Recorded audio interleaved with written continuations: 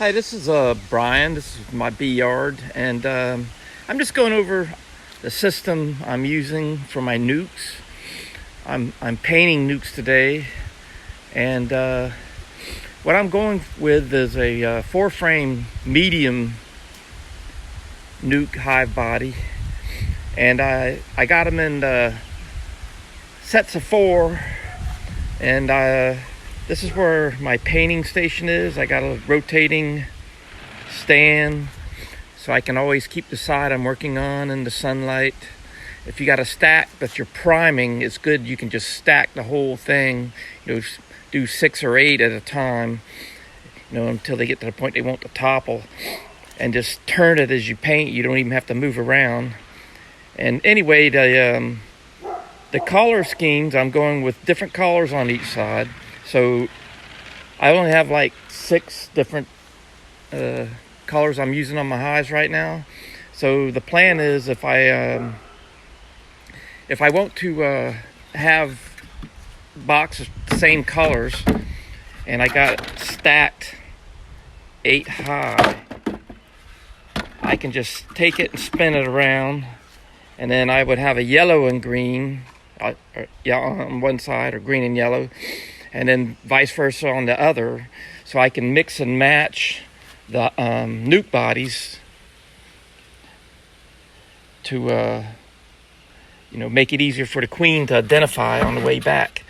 And then the tops I'm going with are the migratory type lid. I put a shim on it, because what I found is when I put the lid on and you don't have the shim, you end up crushing bees. So with these crowded boxes, I didn't want to create a problem, so I got it thicker at one end and less at the other. And if I need upward ventilation, I can stick a twig or a coin under one corner, and that would keep everything right. And then plus, you're moving nukes around. The migratory, you can just strap it down, pick it up, and go. And then the hive bottoms, I have a hole cut in with a screen, and if it's on a solid platform like a cinder block, I always keep it elevated one way or another, and that'll help the water to run forward and out the hive. And then I have this screen in the front to work as a robbing screen, because you're going to be feeding these things, and the bigger hives love to come through and rob them out. So I have a reduced entrance, about 2 bees width. If I got a problem, I could make it even smaller, or if I got a big hive, I can make it even wider.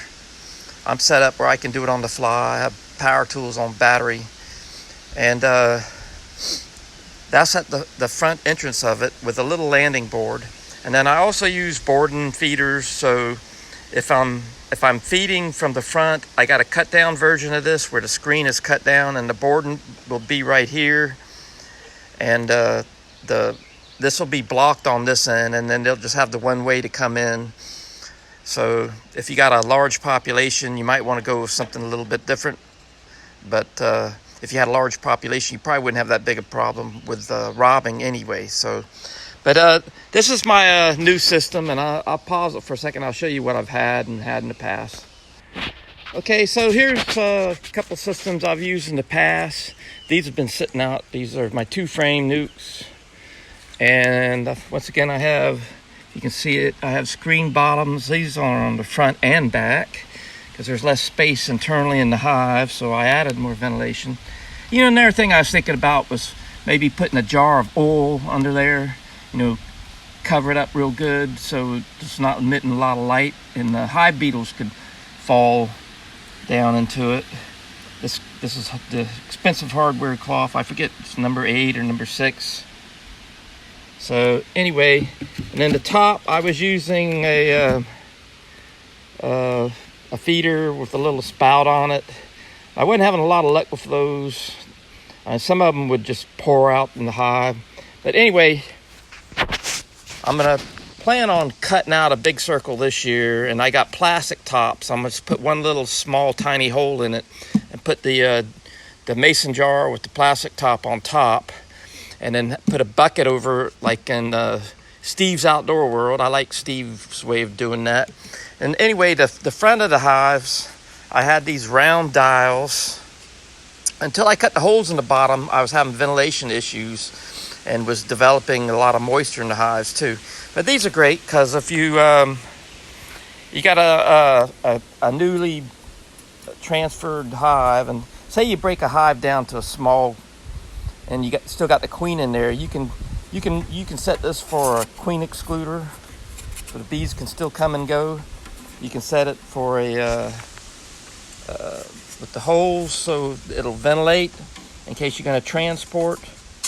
And then what I usually do is I leave it on this round dial, and because they're a small hive and it's you want a diminished opening, I usually leave it about like that, big enough where if you got a queen to be mated, she can get in and out, but they won't be it'll be harder for robbers to have their way with it. And then here's what I started with. I started making these like 4 years ago. I repainted this one so it looks better, but I got a robbing screen on the front, same deal.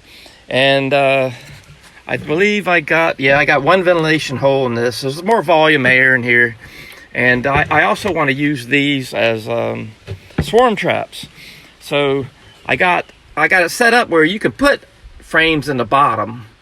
So if you catch a swarm, you can go ahead and add frames to it. I'm going with medium, so typically what happens is by the time you get into it, because you don't want to mess with them too soon, I usually wait about 3 weeks, 2 to 3 weeks before I go into it after I've seen the hive. No telling how long they were in there before I noticed them. And they'll be medium frames with comb on the bottom, and then I'll cut that comb out and put it on frames that have no foundation and just rubber band them in, and transfer into something like this if it's a small swarm, or I have 8 frames that I usually go with. So this is actually 5 frames, but if I'm going to an 8 frame, then I can go ahead and just put it into the larger, and that'll give them room to expand anyway. But that's my system, and I just want to say, if you want to, I got this rotisserie deal from Lowe's. They sell like the metal bracket, and you can buy 2 pre-cut pieces of lumber, 24 by 24, and I get treated. And then, like I say, if you paint, you can just spin that thing around, and it makes the things a lot easier, especially if you're dealing. Sometimes it'll be in the evening, and I don't want to leave stuff sitting outside, so I'll be in the shed, and I don't have room to maneuver. And, for the little bit of work, and I round the corners off, and I put handles on one side of both of them, because it's kind of heavy, but you can see where you can reach through and grab it and carry it like a suitcase, pretty much. And that's my painting system. So I hope if you're working harder than you need to be, this might help you, because I'm really trying to find the easy, quick, lazy way of doing things, and this works good for me. Thank you.